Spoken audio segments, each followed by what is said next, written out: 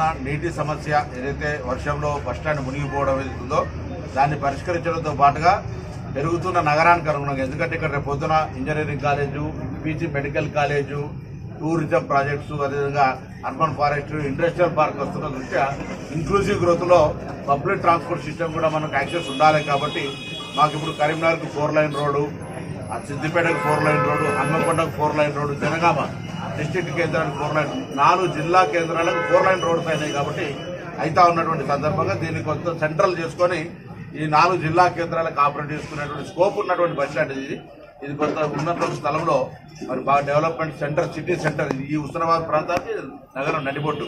కాబట్టి దీన్ని కొంత డ్రైనేజ్ సిస్టాన్ని, వాటర్ సిస్టాన్ని అధిగమిస్తూ అభివృద్ధి చేయాలనే ఆలోచనతో ఎంపీ గారు కూడా ఇక్కడ సర్కమ్స్టెన్సెస్ పరిస్థితులు చూడము, మున్సిపల్ చైర్మన్, వైస్ చైర్మన్, పాలక వర్గం అందరూ కూడా, ప్రజలు కూడా వారి దృష్టికి తీసుకుపోవడము, ఈ బస్ స్టాండ్కు సంబంధించినటువంటి అంటే ఏదో అధికారం ఉంది కానీ అనవసరం పెట్టుబడి పెట్టద్దు అనే ఆలోచనతో కూడా మేము ఉన్నాం.